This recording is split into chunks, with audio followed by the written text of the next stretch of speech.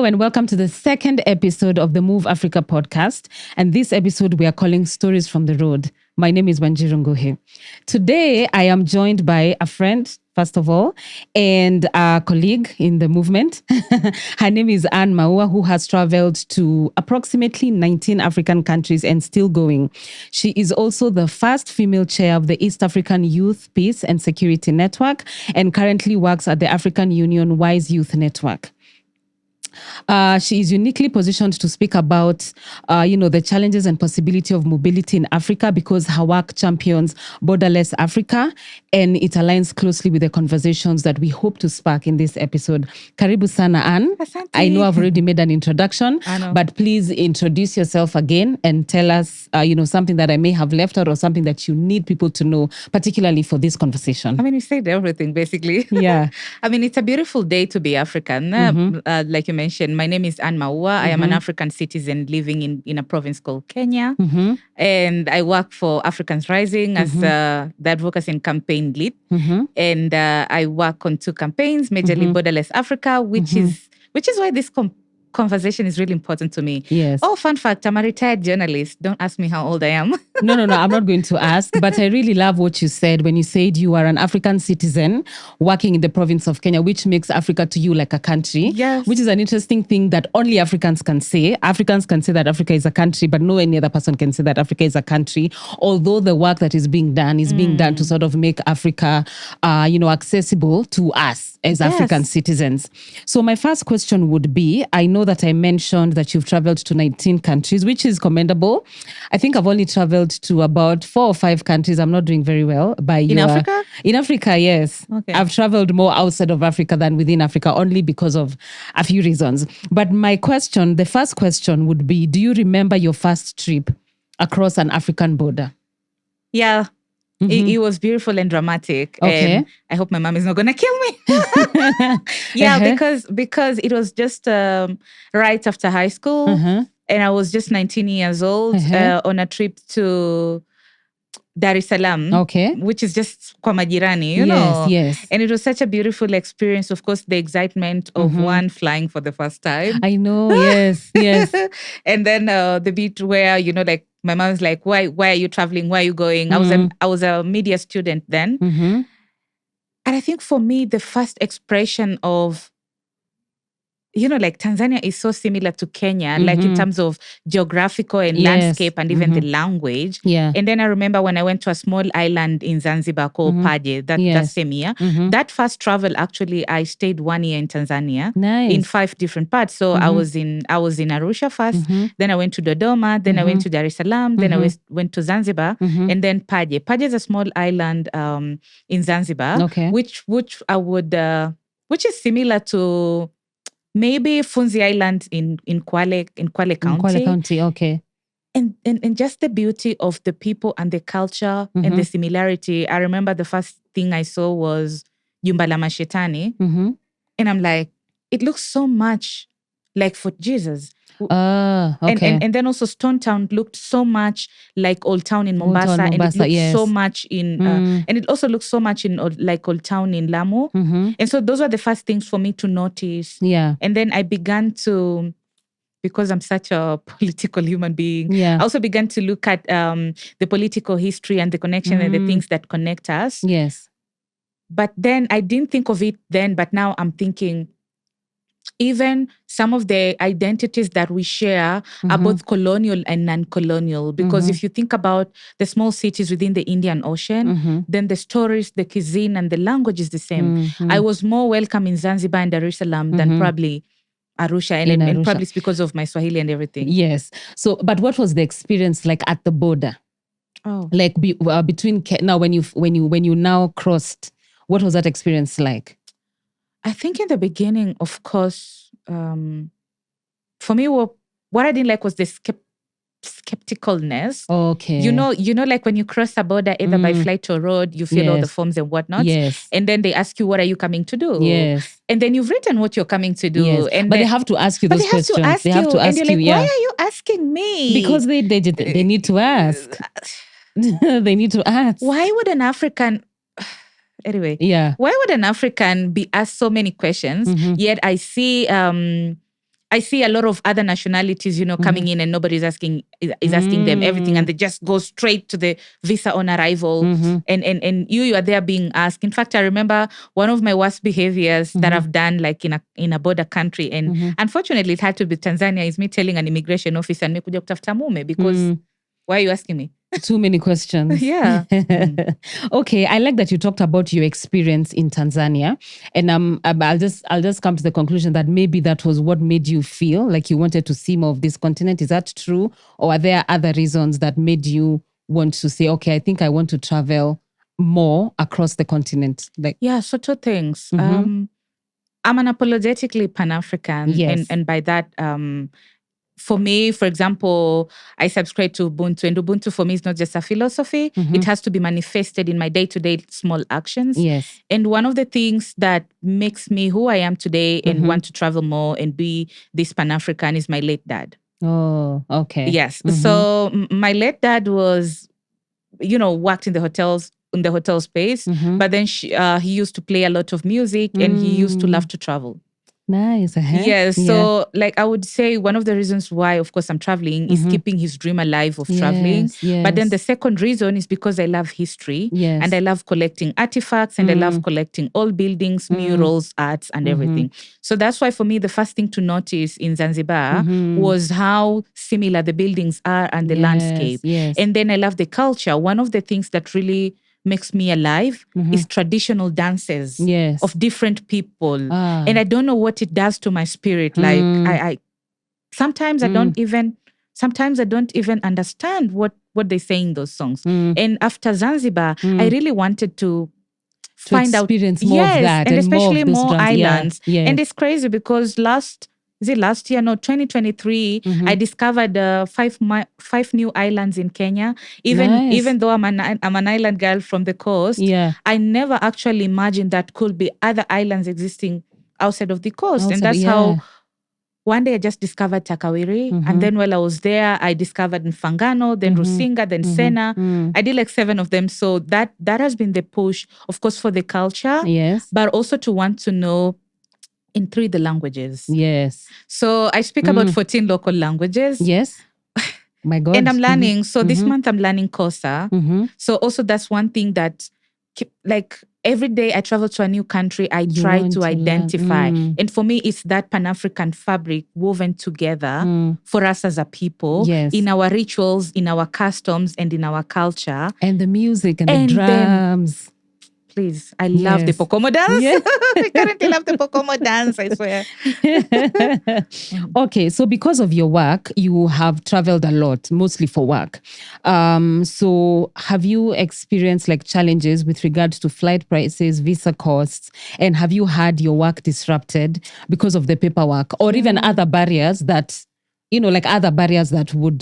that we probably need to Tell me talk about about? it. Yes. Have you seen my face right now? Yo! Yes. Because I'm reflecting. Wow. So the barriers are so many. I have missed a visa before. Within the continent? Yes. For South Africa and for Namibia. But that was before. Yeah, but that was before. And I remember I was so angry. Like, I remember the South African visa was a real headache to get. I remember that. Yeah. I was so angry because the meeting I was going to do was super important. Yes. But most importantly, because I was going to the mother city, which has always been my dream, Cape Town. Yes. And I'm like, why did I miss that visa? Yes. And even beyond, for me, even beyond the missing visas as barriers, for me is the attitude that annoys me. Okay. In certain African countries, I've experienced such bad attitudes of how, like you're treated. Of course, okay, you are a foreigner, but why should you be a foreigner in an African country as an African? Yeah. It makes absolute no sense to me, Wanjiru. I mean, if someone else outside the continent, has more privilege than me as an African, then what are we talking about? Honestly, what are we talking about? Yeah. And having said that, I think, of course, I missed the Namibia and I missed the South African visa. Yeah. And then eventually I got it. But then if there's one good experience that I remember, yes, is Zambia. Yes. Listen, Wena, Zambia has my heart, my legs, everything. And from the people to their processes and how Yes. simplified they are and all that. And actually, Kenyans don't need visas to go to Zambia. Kenyans don't I need- also enjoyed Zambia. Oh my God. I enjoyed Zambia. The food is very close. And you know what's funny? Yeah. It goes back to the first thing I said. So I took a cab from Chipata to Lusaka, and the cab driver did not speak English or Swahili. Yeah. I think he spoke Nyanje, but I could hear everything. And you know what's diabolical? It's us speaking like 2 hours drive, and he's speaking in his mother tongue, and I'm speaking in Swahili because he said Kwenda, and I'm like, wait.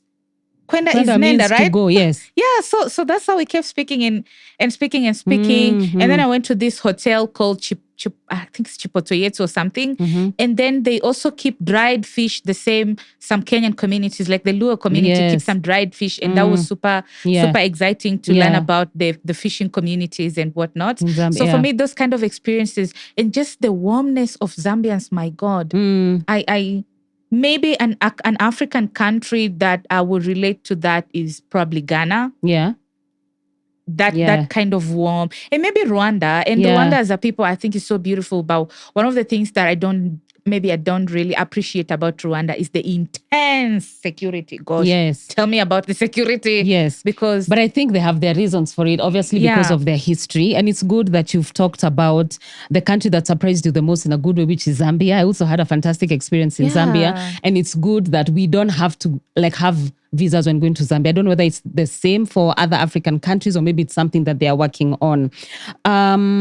There's a very interesting thing that we were talking about off the camera when we were talking about integration and trade, where it is very easy for African countries to come together and cooperate on trade, like for African member states to say we can trade together through COMESA, all those things. But then there's the integration part, which has a lot to do with the culture. And maybe that is what you're alluding to when you talk about things like the intense security in a particular country, the intense skepticism in another country. But my question would be, what have the cultural or personal discoveries you've made in any of the countries you've gone been worthwhile? And what has your greatest lesson been, especially with regard to how you judge or how you perceive the difference in cultures? Because sometimes you can be negative and yet there's a whole other thing about it. So what have you learned the most that you would probably, in reflection, you would say, okay, I didn't have a good experience, but maybe it's because of has it made you a better, a better traveler or a more understanding traveler, or do you think they could do more? I think I'm a more understanding traveler at this point in my life. Of course, the culture shock always hits you. Yeah. One of the culture shocks for me has always been food. Okay. Okay, should I say this or not? So last year I ate cat without knowing in Ghana. Ghana. Guy. Who's cat? Postcat. Okay. And I'm like, are our cats in Mombasa safe? Because Mombasa is the house of cats. They have many cats, yes. Because I have a theory that cats are Muslim, but that's not the point of this podcast. Sorry, please go on. Let me tell you mine. One of the things I've learned as a person through my travel, but also through my way of interacting, is one, seeking to understand the culture before judging. Yes. One of the things that I never understood in my own personal experiences, for example, I'm very multi-ethnic, even in my own community. Like I have very mixed. Exactly. Yeah. And so I remember when I went to bury my dad, for example, in Kisumu, there were professional mourners, and I've never seen something like that. And I'm like, why are they mourning? Like, why are you crying like you knew my dad more than I knew, So then I had to understand what that means. Why do they cry the way they cry? Yeah. And that also relates to my experience in Ghana last year. So one of my biggest culture shock was when people died, their billboards, they're put on billboards. It's like an actual celebration. And then they say number of days, depending on how popular on how prominent you are, they can mourn you for 60 days. And if you used to dance, they're going to dance and do all. And you will be there, your body will be there in a disco thing. I saw it and I thought it was, I thought Kisumu was intense, but that is intense because they actually bring you. Yes. And I remember just taking a deep breath and asking my colleague, Yoni Sadiambo, who had traveled with, are we really seeing this? You are, yeah. And then that has really made me better in terms of understanding, for example, in certain African communities, people do not mourn death. They celebrate death. People dance, people do. But also beyond that cultural aspect is also seeking to understand why certain communities speak the way they speak. Why do they talk? There's one particular book that I read, which is my all-time favorite, is How to Write About Africa by Binyavanga Wainaina. And there's a story about cuisine and local African foods and how they are cooked and whatnot. And he asked one important question. When will Africa own the food? Okay. Because even the cats. I know, because in that book he talks about how Mozambique cuisine, Mombasa cuisine, the coastal, basically the Indian, the entire Swahili coast, how the food is and how we want to link it to Arabic. But come on, guys. Clove existed before the 1884 Berlin Conference and whatnot. Yeah. So those are some of the experiences that have made me like understand why people are like how people are and why they are the way they are. And these days when I travel, even if the food is different, for example, the food in Addis is always different. Yeah. And I've learned to pick the one that works for me. For example, I always pick tips over injera over everything. So then it makes me go with an open mind to learn, go with an open mind to reflect. Than even my first trip in Nigeria wasn't in the best place. Yeah. I was in Yola. Yeah. Which is the northern Nigeria where Boko Haram was. Okay. Oh Lord. Okay. It was tifo terrible. Yeah. And I've always, I learned a lot because I never knew that all northern Nigeria has a Muslim population and then the southern is Christian, which is opposite of Kenya, because then Kenya is it's vice versa. It's vice versa. But then there are also pockets of these religions, even in the places where it's predominantly one religion. Yeah. So one of the most exciting thing that I'm gonna do right now is to try and understand African spirituality. In the beginning, I never thought I really wanted to understand, but now I do want to understand. And someone was laughing when I was telling them I want to wear those those African traditional churches. One of my aunts is actually a Mokorino. Oh, nice. So I've been meaning to. A Mokorino from Central or a Mokorino from... No, because there are different sects. I think she's a Mokorino from Nyeri. But then I really want to wear those Nyanza Western things and dance. And also want to experience that in Sao Paulo, in Brazil as well. So for the African descendants. So what I'm hearing from you is that experiencing different cultures, it only means that being different is not necessarily a bad thing. It's just a thing that leads you to more self-awareness and even appreciating more people even more. My next question, which is usually a topic of, like people are sort of afraid of the ratification of the protocol, the free movement protocol, is that what does ratification of this protocol mean and what does it not mean? Like, what are the facts about ratification of protocol and having a continent that are like we don't have any restriction to movement? What does it mean? Because there are people who are afraid of people taking their jobs. It's almost like we have imported this idea of immigrants in other continents, and yet we've imported it amongst ourselves, and it's used as a way to sort of discourage the removal of visas and the removal of. So, what does ratification really mean, and what does it not mean? Now, I'm asking you, not only as a traveler, but also as someone who's also working in that space. Yeah. I'm looking at you right now and I'm thinking, should I be radical or not? But then... Just be honest as you can. Yeah, because I'm asking myself, first of all, we have to start from decolonizing our minds. And this I'm taking from one of the most radical human beings that I love at the moment, Mfundi Isi Joshua Maponga, and he recently dropped his name, Joshua. Okay. But then the question that we have to ask ourselves is, to what extent are we still continuing to perpetuate the same colonial legacies? In 1884, 1885, in Berlin Conference, a bunch of 5 people just sat to decide on the entire continent, and drew boundaries without questioning whether we wanted the boundaries to be drawn in between us or whether this was one community and they separate. Like, nobody asked us anything. And they drew the boundaries based on resources, based on, and you know what's sad is that we continue to perpetuate the same colonial onto ourselves. Because one quick question, why should an African be called an immigrant in an African soil or outside, yet somebody else outside the continent is called an expatriate or an within expat? The continent? Yes. Can you imagine? Wait, can you imagine that? So for me, the ratification and why I feel like it gets a bit of backlash. First of all, I think I would like to commend the efforts of our head of states collectively, because I think they sat at that one point and decided, you know what, in 2018, we're actually having the African Union Free Movement Protocol of 2018. And we as member states are going to push for it. For me, that acknowledgement that the borders are very colonial and they're more divisive than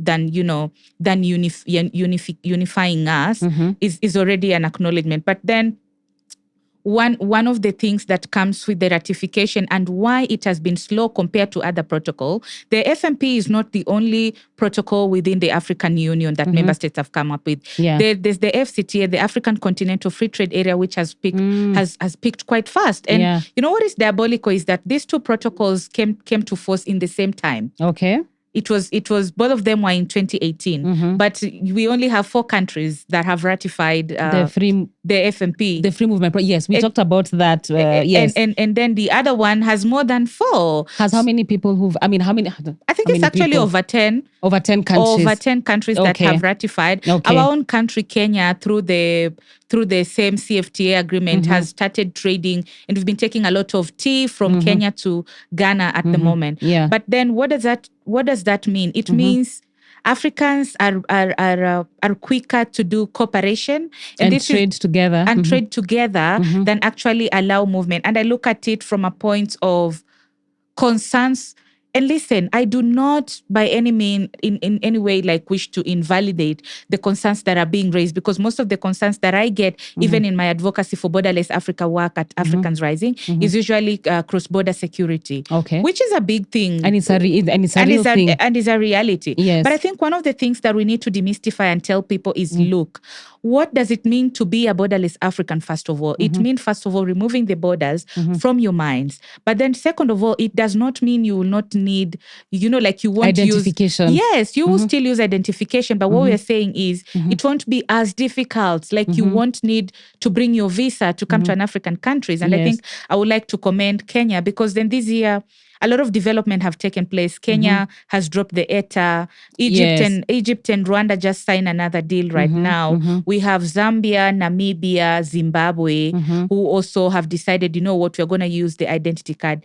And I think one of the things that we also need to think about as people working in this space now as a practitioner, it's a good thing that we are pushing our member states to ratify the FMP or drop the ratification instrument. So there are countries. And by the way, just for the FMP is a free. Oh, sorry.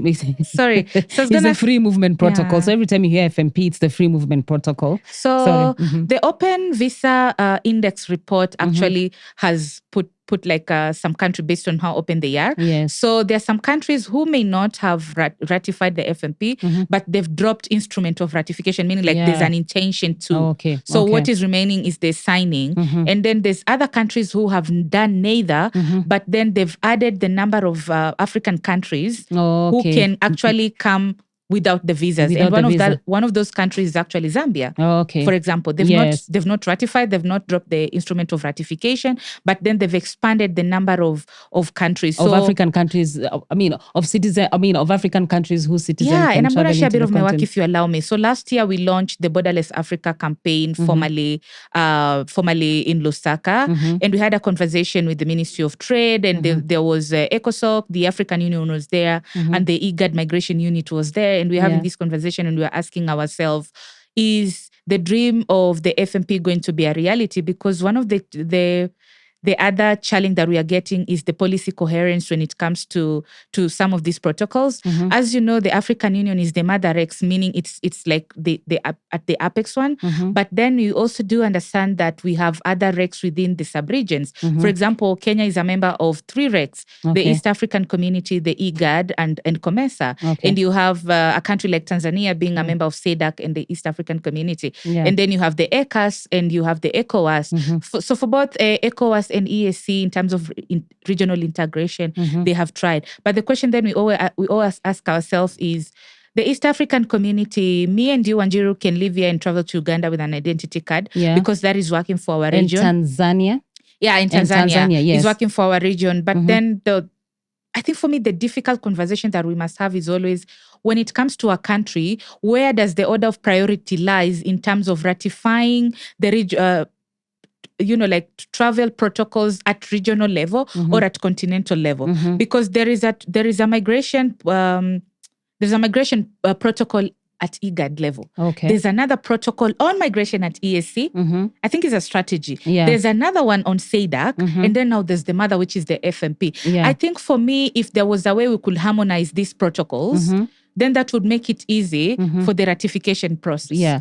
But then it's also very encouraging to hear that even if they are different and every protocol seems like it's operating in a different corner, I feel like it's one of those things where if you're trying to bring down a building and you drop a bomb in one corner, eventually the building will go down, not as orderly as you'd want it to go down. But then I think I am encouraged to hear that there are many pockets of documents across the continent. Yeah. So this tells me that there's an actual, like there's political will or there's actual intention to make sure that travel within the continent is actually going to happen without all the visas and all the restrictions that there is. And I will tell you, we've done so well. Allow me, this is where I think I give Kenya yes. a pat on the back. We've done so well in Jumuiya, the East African community, because we have moved beyond the trade, the trading, which is the regional cooperation, to actually integration. Yeah. If you think about the number of East African community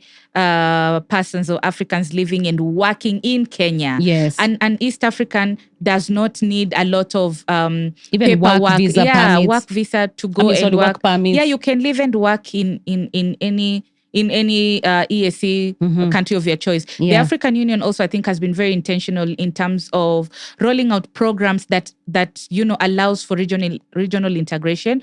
There's a Pan-African University, which is like a product of the African Union, where deliberately, say for example, if you're from Kenya, you are placed to Cameroon. For integration, you go to Morocco deliberately. It almost seems like, you remember how national schools Kitambo, exactly, that's just to sort of try to end tribalism. If you're from Kisumu, then you're I don't know, guys, I'm not that, I don't know. I hear about it. Like, so you're deliberately posted in another area so that you can look at yourselves as the same. Of course you're different, but not like you have more in common than indifference. You know why? Sorry, carry on. Yeah. You know why this work is important for me, Wanjiru? Yeah. Beyond the removal of visa, the opening of the borders, and just traveling for fun, for me is about learning about ourselves. What is our identity as African? What are we connected to? Like, what is the common thread that joins all of us? And for me, also, this allows me to feel like the Mijikenda community from Mombasa. Every time I'm in South Africa and I see the Zulus, I'm literally seeing the Mijikendas. When I see the Chewas in Malawi, I am literally seeing, and even just how we speak. And it's funny. The other time, somebody's tried to speak their mother tongue. It was last week in Uganda, and they say, I don't remember the exact word they say, but it's an exact Kikuyu word, and I responded in Kikuyu, which was so interesting, by the way. Yes. So for me, it's yes, let's do the advocacy at the policy level, but also let's do the advocacy at the community level. At the community level. In fact, I was going to ask about that. I was going to ask, because it's one thing to talk about the free protocol movement from the top.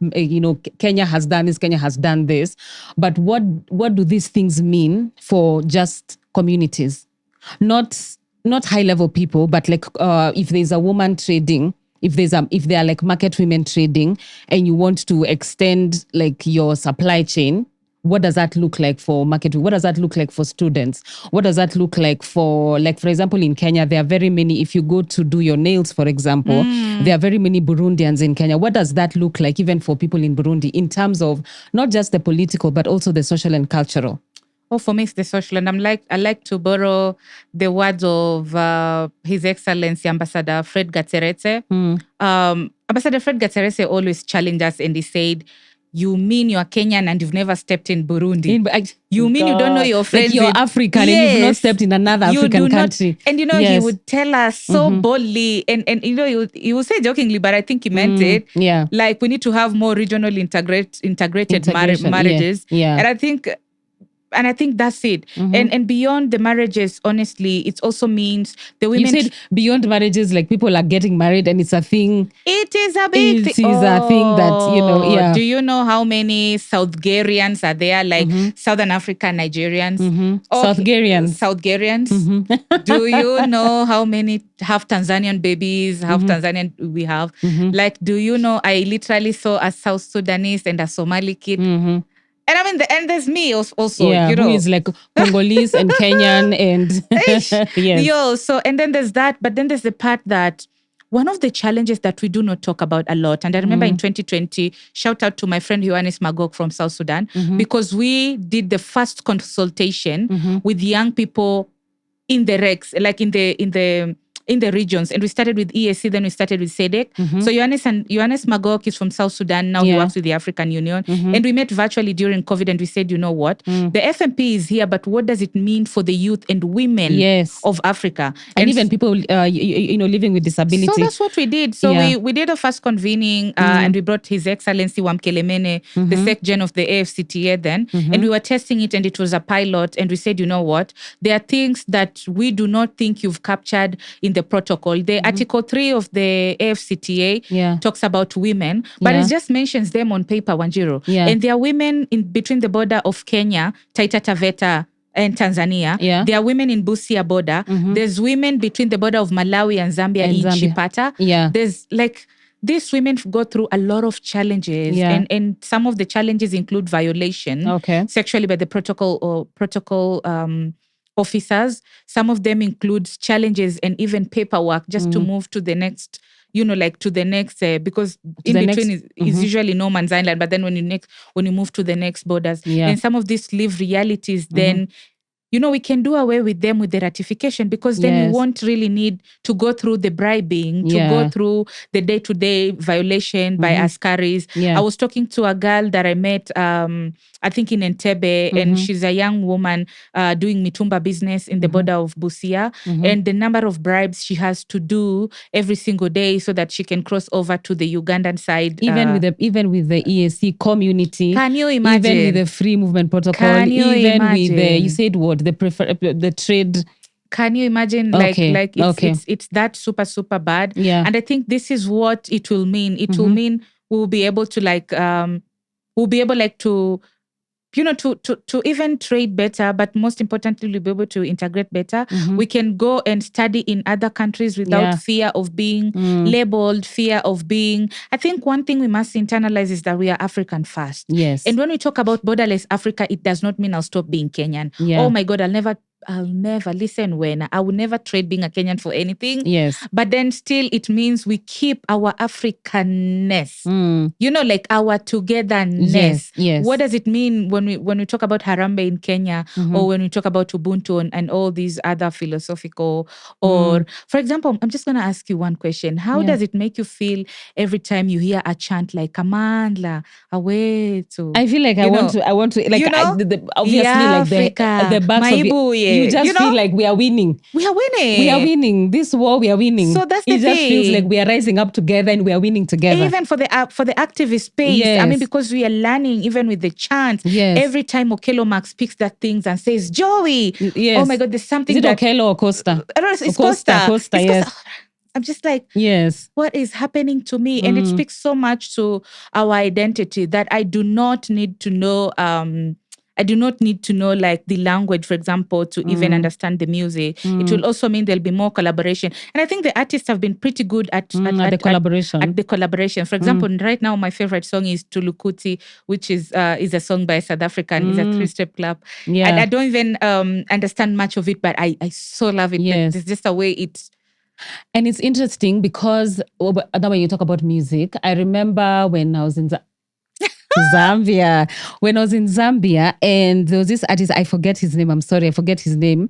But it was during a festival that I was attending, and the music really sounded like a mix between Lingala and sort of Akorino music. Like it was so good. It was so good. I was just like, this is so. It's not foreign. It's also not my thing, but it's not foreign either. there's something about it that is very familiar. It's very, yes. It is very, very, very, because I remember we were dancing, we didn't know whether to shake your shoulders or whether, like, it was not foreign, but it was also not, it was not. You can listen to the words, you can actually tell them. One of my favorite Zambian song is Don't Go Away. Yes. Don't go away. Yes. And you can literally tell this is what this person is saying. Yes. And so for me, I think being African first starts in the spirit. Yeah. And that's why I think when we travel within Africa, we recognize a familiar spirit recognizes another familiar spirit. I'll tell you something about South Africa that I don't know.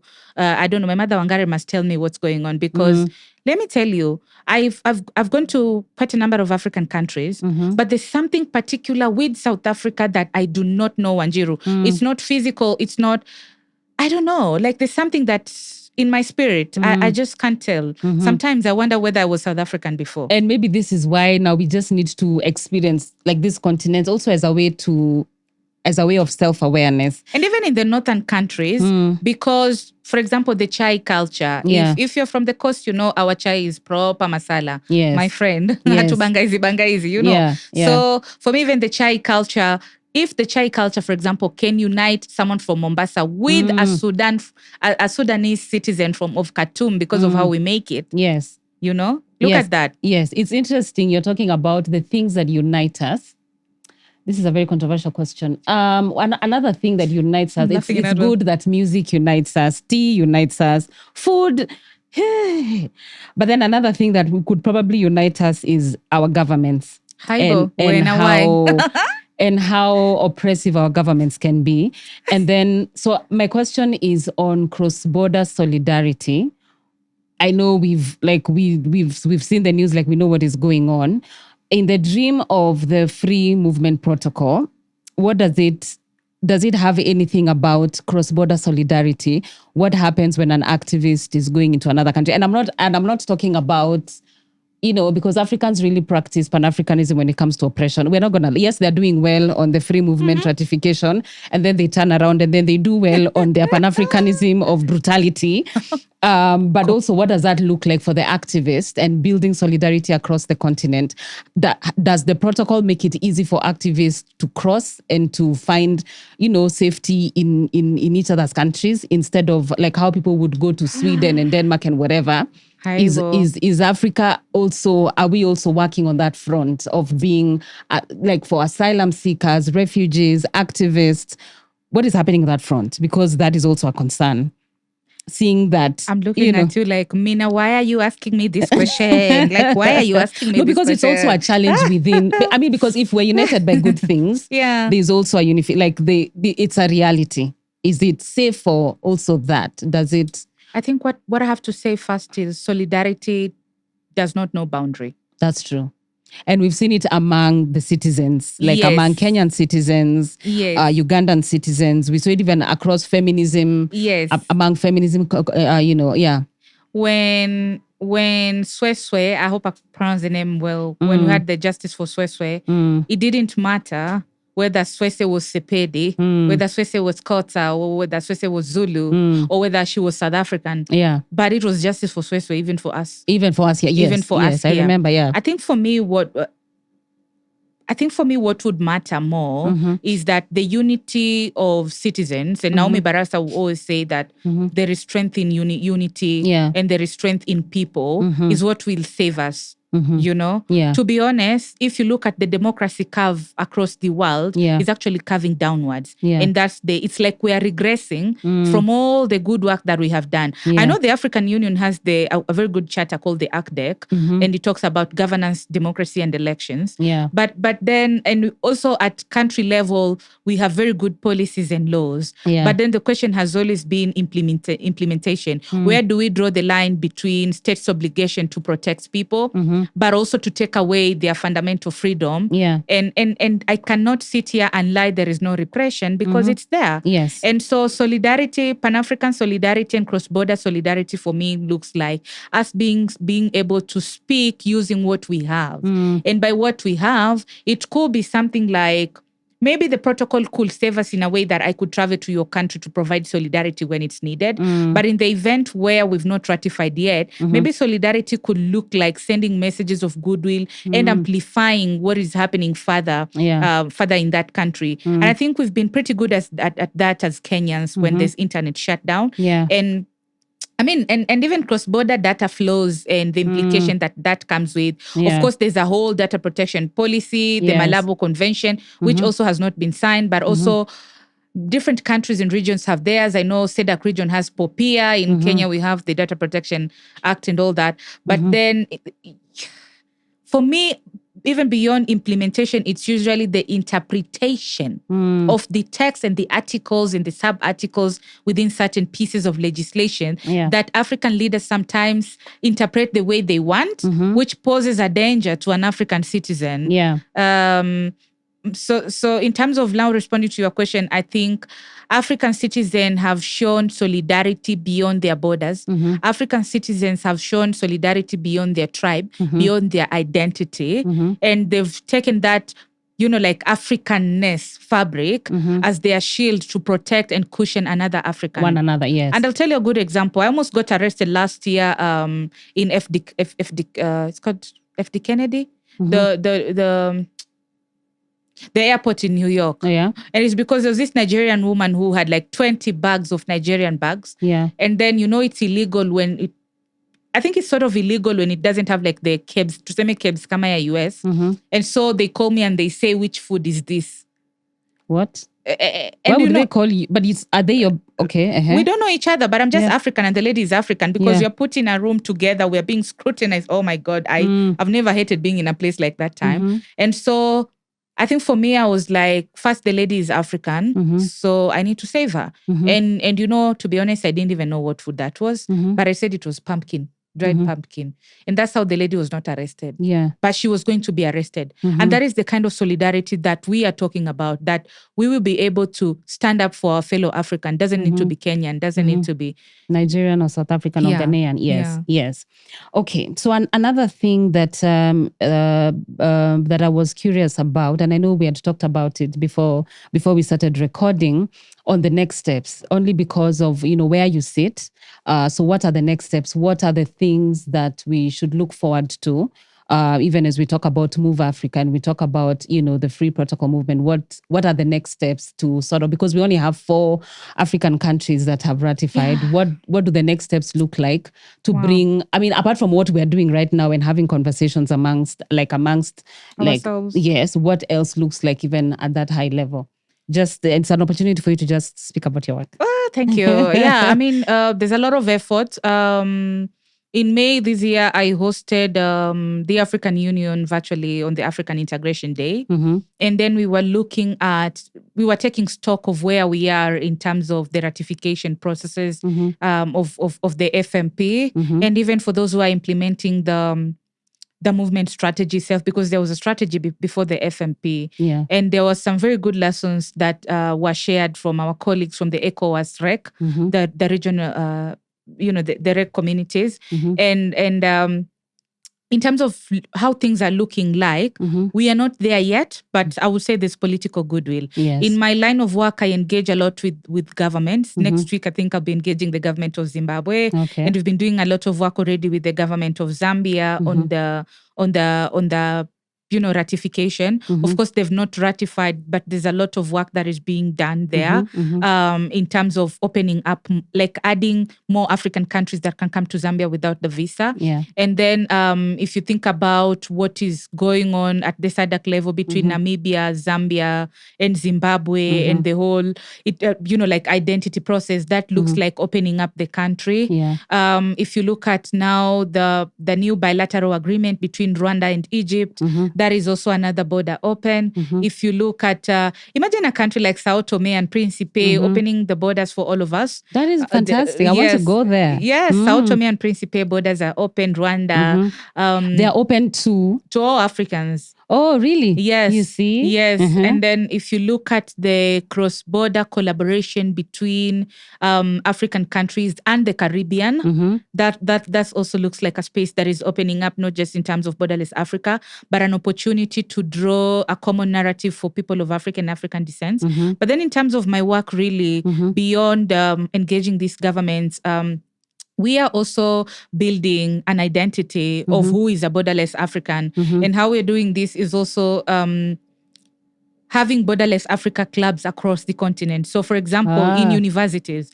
So it's like free movement clubs. Yes. Yeah. So they're called Borderless Africa clubs. So last week I was in Makerere University trying to establish one. So we already have a club ongoing in Ghana, and we have another club in Zambia, and we will have another club in Addis in Ethiopia this time around. And what these clubs are doing is to try and build the Pan-African identity. The journey to African unity must start from somewhere. And we are choosing to start from opening up the borders. But then, of course, we love the idea of one currency. You know, why are we trading with the dollar? So we had started the conversation around a currency that we could probably call an Afro. I know. Afro coin, or something. You know, I am such a big dreamer. And some of us are even dreaming of, you know, one Africa, one big Pan-African government, one big, oh my God, we are dreaming about all these big dreams in the work. But just to say what will be happening for Africans Rising in the Borderless Africa campaign. So we will have a high-level Borderless Africa forum at the heart, at the political capital of Africa, which is Addis Ababa at the African Union. And so we are bringing about 28 influencers. When will this be? November 14 and 15. Okay. So we are bringing 25 influencers from 25 African countries. Nice. And they are from Benin, Cabo Verde, Burkina Faso, Kenya, Nigeria, Mali, Togo, all those countries. And then we're bringing journalists as well. And then we'll have, of course, some trade experts and the AU and some member states governments. And this is a conversation we want to have and talk about what does it mean to be a borderless African, and how do we move forward? How do we move with our communities? We also work with so there's a partner we're partnering with called he has something called Tuguna. Tuguna is a dreaming ritual. And so you have to think about in the new Africa that we want. From which country? Tuguna. Tuguna is from Nigeria, but the guy is from Cameroon. And so I think they use something called Ifa. It's a spirituality from Nigeria. And you have to ask yourself, in the new Africa, how are we going to dream? How are we going to eat? What will the new Africa? Because to be honest, Wanjiru, you cannot begin to speak about borderless Africa or removal of visa if you have not thought and dreamt of how the new Africa that we want is going to look like. And I know African Union talks about Agenda 2063 of the Africa we want and the Africa we desire, but I feel like the Africa we want must start now, Wanjiru. And it must start now from us reclaiming back our identity. And that's why for me, November 15th is very important. For the remembrance of the Berlin Conference and the divisions. All right. So in closing, if there was one takeaway that you would have for the policymakers and fellow Africans listening, one takeaway in 5 minutes. One takeaway to both of those groups, the policymakers and even the Africans, all of us, what would it be? I think for me, to the Africans will be borderless Africa is the dreams that we owe to our generation. And then to the policymakers, I would definitely say ratification of the protocol would mean more integration and will add more value to our countries than what we stand to lose. And collaboration is more powerful than competition. So we do not need to compete as member states. Because already Europe has Schengen visa. Look at that. But it's us who has to be divided. And it's one Schengen visa if you're getting into the entire Europe. So maybe, I hear you. I hear you. Yeah, and thank you thank you for having me, really. And asante zikomo. Thank you so much for coming. Thank you so much for your time and even for the work that you're doing. I'm looking forward to participating in the meeting in November. And I'm also, even working together. So thank you so much. I'm so excited. And thank you so much for watching. Please catch us in the next episode. See you and have a lovely day, night, evening, whatever time it is that you're watching us at, or whatever it is that you're watching us from. Thank you and have a good one.